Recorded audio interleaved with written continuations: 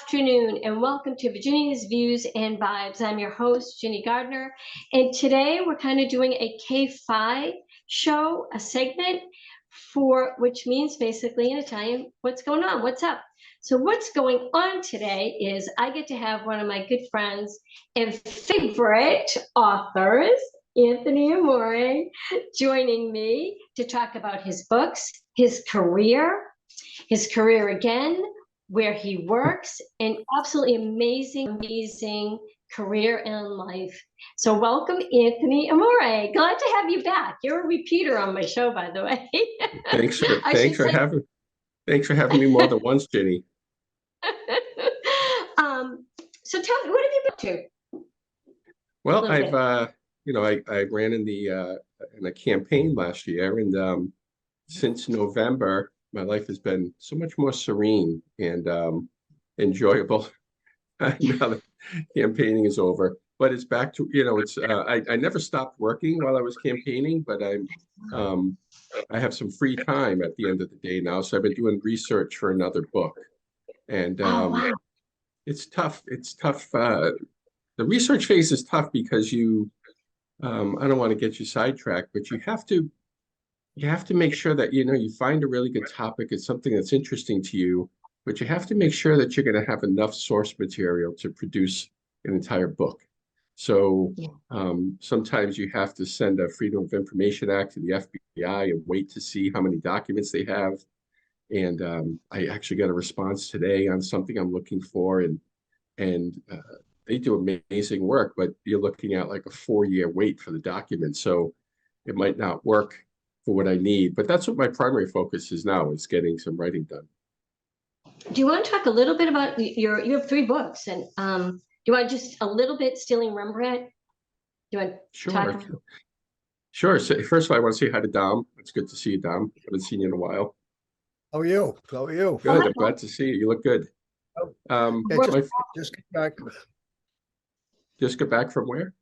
I just came back from Montana and Wyoming and Nevada. I stopped in Nevada, made sure that I had a chance to pick up a few dollars at the casino. So how have you been? You've been really active. I'm trying to do some work. When you're campaigning, when you have like a year-long mission that you're working on, so many things come up during it that you say, boy, I wish I could do this now. I just don't have the time. And now that it's over, I'm trying to catch up on books that I had put off that I wanted to read, on research that I wanted to do for future books, on just relaxing. I don't watch much TV. So I try to stay active doing just a lot of research things. I think you guys understand, life is so finite and it's so short. You can only fit in so many things. And right, yeah. Well, I always enjoy your lectures. You're a great speaker, and you really are knowledgeable about your subjects. So I do appreciate what you do. Thank you. Ginny had just asked about my first book, Stealing Rembrandts, and yes, I read that. Yep. And Stealing Rembrandts is I think that's the first time I got to meet you in person. I did a presentation about that book in East Boston a few years back, and Stealing Rembrandts was the first book I wrote, and I wrote it with a friend of mine, Tom Mashberg, who used to be an editor at the Boston Herald, and now he's a correspondent for the New York Times. And the whole purpose behind that book was to try to contribute to the field of art theft and art theft investigations in which I work, and try to make sure that people understand who really steals art and why they do it. And I think it's the goal is so practitioners in the museum world and people who own art understand who they're trying to protect it against. People who love art understand what happens to it when it's stolen and what a tragedy it is. And finally, museums understand how best to protect their stuff. I do a lot of research, I was mentioning, into art crime, and you look at these old news articles, and every time there was a heist, you'd see the police chief in the town say, this was obviously the work of professional art thieves, and that's never the case, right? So I wanted to write a book to explain, no, this is who really does it. this is who you need to be looking at, Chief, you know. And I Your was work honored is, to do it, and I'm happy. It's in its 14th printing now, so I'm really proud of it. well, your work is so universal. The work itself is so universal. Has it been picked up and translated into other languages? Because obviously the field is fairly broad, and I'm sure other countries and other museums would be interested. It has been the place, believe it or not, where it was most successful in translation. I never ever would have guessed this was Taiwan. Um, Really? That's yeah, interesting. yeah, right. It's interesting to get the copy of the book in Chinese, you know, because they put their own cover on and their own stuff, you know, and it's cool. It was cool to see it. My younger daughter had been studying Mandarin at that time when this happened, and I was able to show her, hey, here's, you know, here's my book. You can practice off of this. Your name is in here in the dedication. So yeah, that, and then the second book um was the same sort of treatment, only about forgeries and frauds. You know, so it's like, all right, well, who does these, and what's the key to it, and how do you not get trapped into some sort of art scam, these multi-million-dollar art scams? And that one did really well. It was a New York Times bestseller in the field of crime. And then Ginny is so kind to keep showing my third book, which is The Woman Who Stole from Air, which is sort of a biography of it's, I shouldn't say sort of, it exactly is a biography about a really fascinating woman. But what prompted me to write it is that she's the only woman to steal masterpieces. And I'm interested, I think like most people are, in individuals who are outliers, right? Because in everything, there's people fall under a normal curve. But I like the person that falls outside of it and to see what made them tick as well, you know. So that's the genesis of that book. So Have you women I was generally gonna, are not art thieves. It's a man's sort of thing, and it's very rare that a woman will do this. Well, Ginny, you know, I often say that if you look at bad things, it's men who do them, right? So if you look at serial killers, it's all men except for one or two women. Art theft, um, different types of fraud and embezzlement and white collar crime. There are certain categories of crime that women fall into, but by and large, violent crime, big property crimes, um, it's men. It's men. There, I think men have the oversized adrenal gland and the undersized frontal lobe, and it well, leads to these I'm not, problems. wait, the glass ceiling is being broken. I don't know about Anthony. The You're glass right. ceiling is being broken. So I mean, I've seen other cultures that you might see a change coming. But my question is there an organization, an international organization that you interact with or interact with each other? I assume you do an awful lot of consulting work. You're being well known and all. Well, yeah, I do. I do most of it. You know, I would like to, like all of us, you'd like to make more money. I am often asked to help with different types of cases and such, and a lot of times it's pro bono, but you can't say no. You know, you need to contribute you need to help people. And you know, the organization I would love to help that has never needed my help is the Cultural Patrimony Division of the Carabinieri, who I was just gonna are the best. They are the best at I actually have a I met the head of that division. I won't bother you and take up your time. He gave me a lapel pin from his organization, which is one of my prized possessions. But they are the best in terms of investigating and recovering stolen art, and they need to be. I mean, all three of us have spent time in Italy, and you could be driving somewhere in the middle of nowhere, and you'll see often a mountain, an abandoned church, and in that abandoned church, if it's still there, there's art that would rival things you see in museums in America. And I think about that a lot. I think, not to make this too self-referential, but I think about when you go to museums and you talk, right now, the hot topic in museums is repatriation. It has to do with things that were taken by colonial nations. You go to a museum and you see things from Benin in Africa, which is these bronzes. That's like the hot topic now. Should they be given back to Benin? And the majority of people believe they should. But, sometimes I walk around museums and see these beautiful altarpieces from Italy and wonder, but why does nobody say these things need to go back to Italy?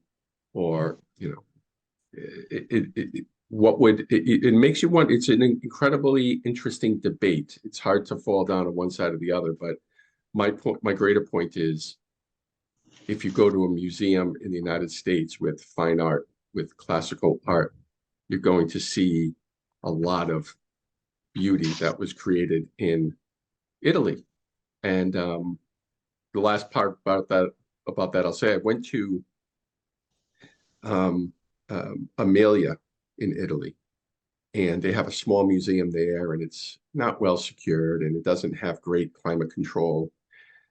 And they took me into their conservation lab where paintings are worked on, and they don't have the money to repair the paintings they have, right, in their conservation lab. So the paint's flaking on them, and they have this special tape they use to make sure the chips don't come off. But what you guys would find fascinating is these are paintings that would be prized possessions any museum in the United States. The ones I saw by Pier Matteo d'Amelia, which are masterworks, and they're just hanging in this conservation lab, hoping maybe someday someone will be able to finance their repair. And that's just this one little town in Italy, just Amelia, And so I think we have in our shared heritage a legacy of fine art that is unmatched. Yeah. I want to back up a tiny bit, because I also love the work you did after 9/11, because as you know, in Newton, I'm part of the 9/11 memorial that honored the 8 people from Newton that were killed that day. So I want you to talk a little bit about that, because everyone remembers 9/11, where you were, the beautiful day it was, and the entire theme that day, how devastating it was. And I know I for one, asked my adult children, never to fly again. I never wanted to fly again. I never wanted to go to an airport. But you did a lot of work, and talk about that, because you made it safe again. You made us feel safe to fly again. So talk a little bit about what happened after 9/11 and what you did to give us all a secure sense of flying. Well, that's unbelievably kind of you to say. And I would say it was a team approach. I would say that in your town, and there are people who are watching this right now who helped in that mission, or have family members who worked for the TSA or for Massport, what have you, after 9/11 to rebuild security. And I also want to say my heart swells when I think about what you do in Newton, because the worst thing we can ever do is forget. I've ever since they've made them, I've had this band on my wrist that says "Never Forget" the 9/11 Memorial, and I will never, and anybody of my generation or older, I think, will never forget the attack on the United States on that awful day. And I worry so much about, there are people in their early 20s now who weren't alive at that time and don't understand the gravity of. It's not what you lose, and I use that term hesitantly, is the three of us can remember the thing unwinding in real time. And it's, if you weren't alive at the time, you just know, well, 4 aircraft were hijacked, 3 struck landmark buildings, 1 was downed in Pennsylvania. But to live through it in real time here, an aircraft hit World Trade Center. And then sometime later, another aircraft hit the World Trade Center. And then sometime later, another hit the Pentagon. And nobody knew how many more were to come. The absolute abject horror of that day is lost. And maybe it's better. Nobody should have to live through that, but nobody should ever forget. When 9/11 happened, people don't realize that before that, when you flew on an aircraft, you would go through screening, and the screening was a mere shadow of what you go through now in terms of professionalism. But your checked baggage would go into the aircraft with nobody looking at it. You could have 10 pounds of TNT inside your bag and no one would ever know. And after 9/11, not only did we federalize all the screeners at the checkpoints to make sure that people weren't carrying dangerous weapons onto aircraft, but we also we went from screening 0 check bags a month at Logan to about 1.5 million per month at Logan. And that effort was not just the federal government, the part that I was involved in, but the good people at Massport and laborers from Massachusetts who worked on building the infrastructure and the buildings needed to check these bags. So I wonder, the greater lesson, Ginny and Dom, is at that time there was camaraderie and fellowship amongst people, and we were united. And we are so far away from that now. We are so diametrically opposed to the idea of a cohesive country, to a togetherness now. I mean, it's sad, because if you lived through 9/11, you also lived through a united country that we don't have today. We don't have it today. And it's funny you say that. The Newton 9/11 Memorial Committee has established a scholarship this year. And the children, the students graduating from high school they were not born before they were born after 9/11. So we're asking them to go to our memorial, because if you've never been, it's worth the trip. It tells the entire story from the terrorists being in Newton, leaving the Newton Hotel, going into Logan, and what followed. And it takes it step by step, what the president said, what happened in each city. And we're asking them to walk through it and give their feelings of how they feel about the day reading it. And I'm really excited about that, because our memorial, when we planned it, and I don't want to go off on this, but really quickly, when we started planning to do this memorial, we wanted it to tell the story of the day without people being afraid, just seeing it, the Twin Towers, the Pentagon shape, it's a black onyx that does. It's amazing. Dom has been there a couple of times, and it really is amazing how quickly we got it done, first of all, and it does tell the story. And I'm hoping that the students will get an idea of just how much our country suffered that day. So with that, Dom, I know you have questions, so I'm gonna let you ask it. I have one question. I don't know, Anthony, but you might have a mind that might be able to answer it. Because you're in the investigative piece, and you see the nuances of a lot of the where the country is going and where technology is going. There's a lot of talk about artificial intelligence. How do you see this? How is this impacting what you do in terms of protecting and investigating, et cetera? And what do you see? What do you see it in the art field itself?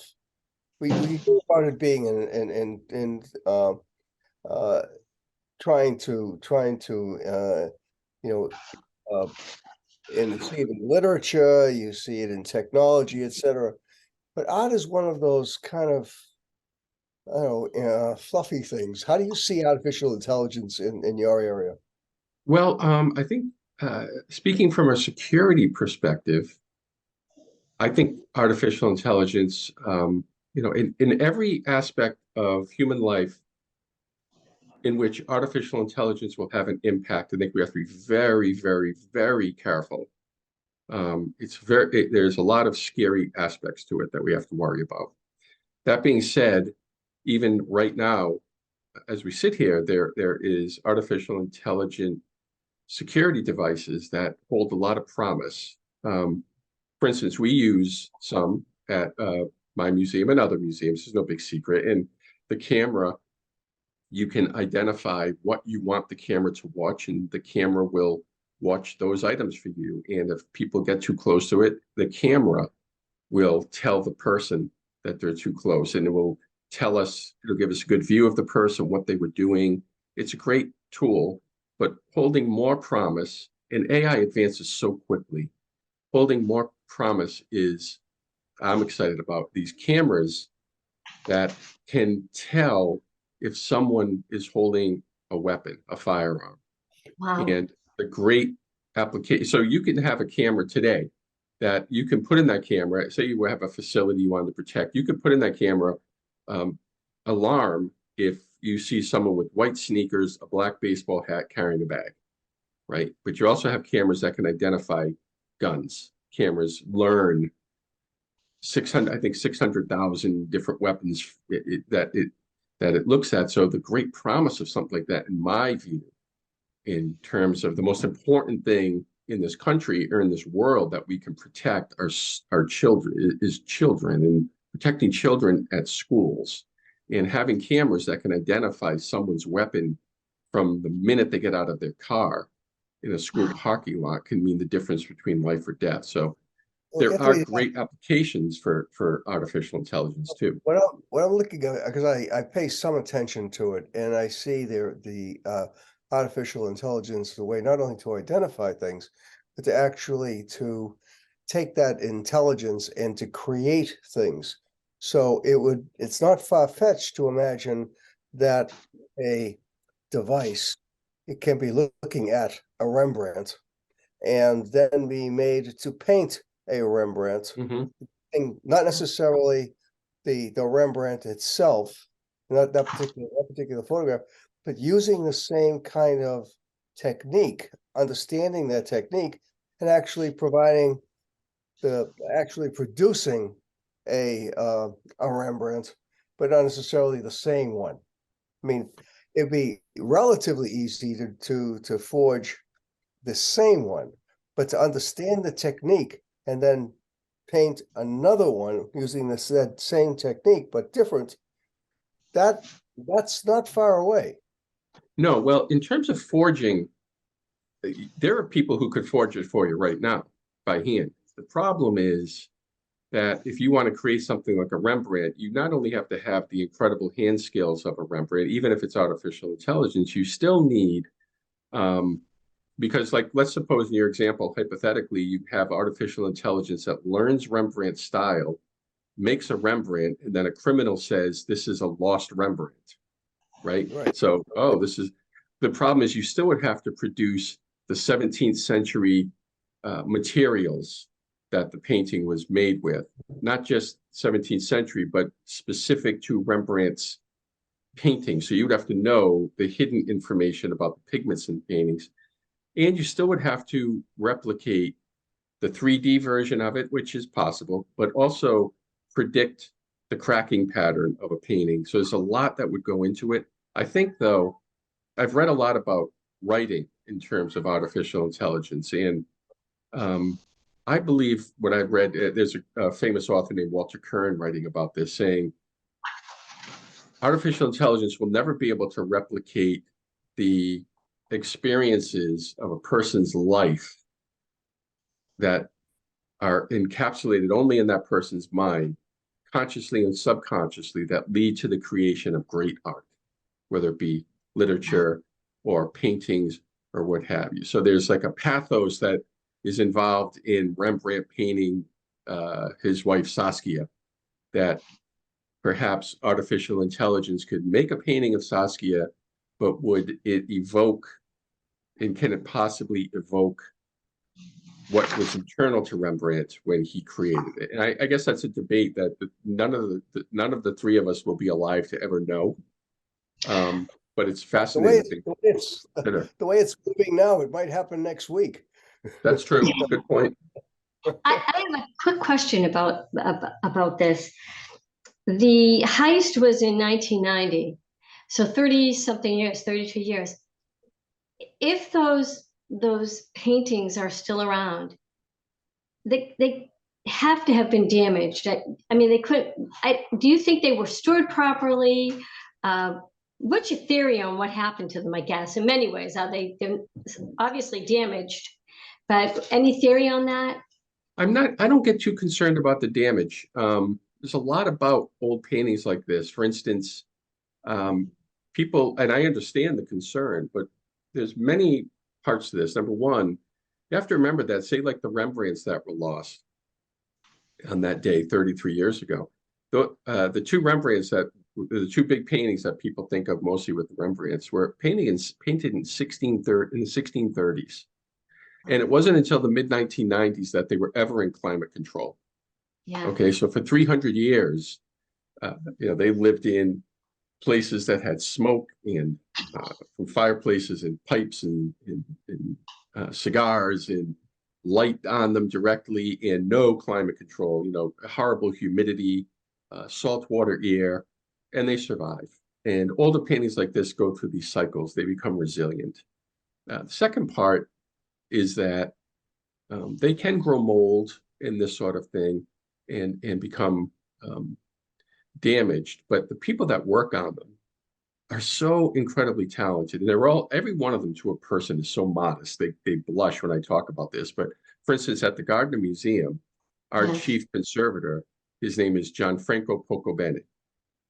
He is so incredibly talented. This man can fix anything, right? So this wasn't Gianfranco, but I can tell you that in the 1980s, Rembrandt was painted, stolen, and then it was sent back by the thieves. They just gave it back decades later. They stored it in a condition where the mold grew between the canvas and the paint, and they Wow. repaired it. They still repaired it. I have a lot of confidence that they'll come back in good condition. They'll be well, I shouldn't say easily because I can't do it. They will be well cared for and properly preserved. And when they're back on the wall, it'll be like they were never gone. Wow. Is this still the biggest heist in history? Biggest art? Biggest heist of anything in history, not Wow. just art, in the In world. 81 minutes, they were able to do all of this, but they locked up or duct taped. This would have been my worst nightmare, by the way. Duct taped their mouth and duct taped them and tied them in the basement from, I think it was like 2 o'clock in the morning to 8 o'clock. They were Yep, trapped in there. And yep. then It's a horrible ordeal for the guards. 81 minutes is such a long time. It's the longest heist you'll ever read about. Typically, when a museum is robbed, it's somewhere between 3 and 9 minutes. really, Yeah, wow. because thieves are, they're not in there to hang around. They don't want to get caught, so they get in and they try to get out. And so the fact that they were in our museum for so long tells you that they must have known something about our security. Yeah, right. I'm going to keep you a little longer because I want you to talk about one of my favorite paintings. You know which one is my favorite? Galilee. Yep, beautiful. I mean, it's I love I love the message of it. I love it. Walking. Talk a little bit about that. well, the Storm in the Sea of Galilee is very valuable, first of all, because the only seascape that Rembrandt ever painted. And it's this big painting. It's 5 feet by 4 feet on canvas. And it's this incredibly dramatic scene. And I have a copy of it in my office at work, and it's in front of me. So my monitor's in front of me, and I have this giant copy of it. And the message in it is so applicable to my work because you have to picture this painting. I mentioned it's dramatic. It's Christ and his 12 apostles on a boat on the Sea of Galilee. There's a wave coming. They're obviously engulfed in tumult. And there's a 13th apostle. It's Rembrandt looking right at you. But most strikingly, there's Christ, and if you read the story in the book of Luke, you see Christ is asleep, and all of the apostles are panicked, and they wake him up, and he wakes up, and they're begging him, "Save us, Lord, save us!" And his response to them is, ye of little faith. And that's also when he talks to the waves and the wind and tells it to stop. And the apostles say, "Who is this man that can tell the waves and the wind to stop and they do. They listen to his command. So the painting is an allegory of faith. And to do what I do, to look for that painting for 17 years and to have one be an allegory of faith from Christ, who Yeah, is, absolutely. he is my personal savior, Yeah, is just moving to me, and it makes me, gives me hope moving forward. absolutely. Anthony, Absolutely. I have a question. What was the, if you could say, maybe you can, what was the security before the paintings were stolen, and what is it now, if you can say? Well, I can speak in general terms, Dom. That was cool. The security in 1990 was 1990 security, right? The technology was nothing like we have now. It was basic. There's a myth out there that Gardner was known to have really bad security. That's just made up. There's a particular writer who perpetrates that myth, and it's become almost legend. It's not true. We're the last museum in Massachusetts to be robbed of our Rembrandts, the last, not the first. But it was 1990 security. It's nothing like we have today. And I will say, I was not there at the time. The security director we had at the time was a good man, and I've seen the documents, I've seen the invoices. In 1989, before the heist, he was planning and prepping the building for a major security overhaul. He hadn't been there that long, and neither had the museum director, Ann Hawley. The museum is moving towards a more state-of-the-art security system. Today, the Gardner Museum, I'm very proud of our security, and the reason I am is because I owe it to the director of the museum and the trustees, because they have never forgotten what happened. We talked about, never forgetting tragedy earlier, and they support every effort we make to improve security. They never say no. They're always on the side of being out in front in terms of security. So we are in really, really strong shape. That makes me very encouraged. Is the Gardner getting some new acquisitions, or is it pretty much the estate as it is now? Well, we are the one museum, or, we were the first, and we're still one of the only museums that can't acquire.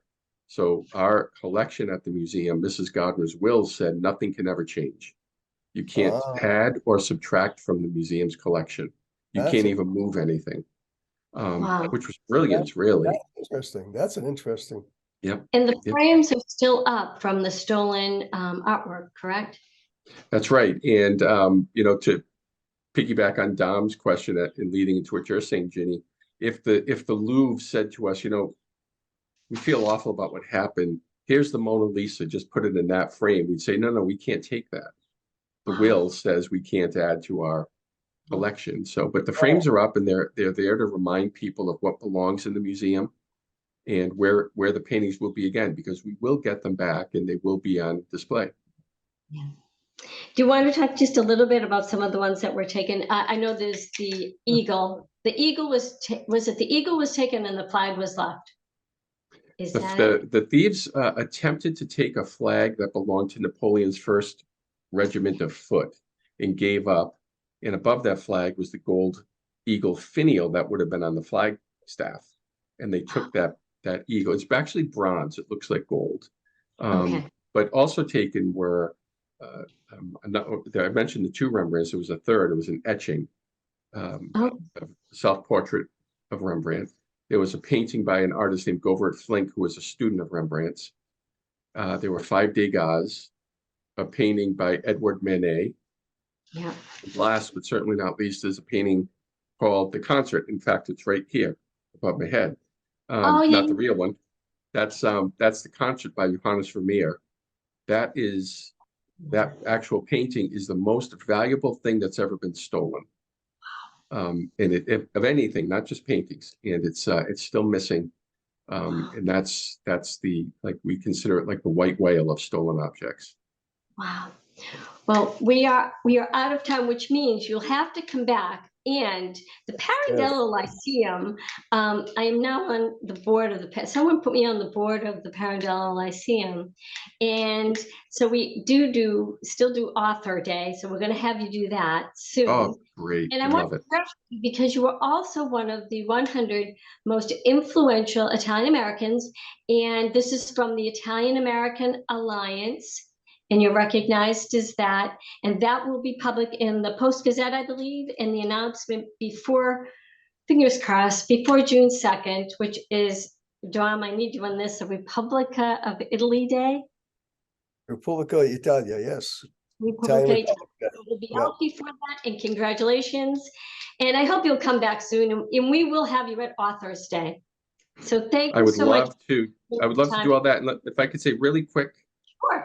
that being on that list of 100 influential Italian Americans, of all the things I've been fortunate enough to be involved in my life, that would be the one that would make my late father beam with pride. So I that means a lot to me. So thank you.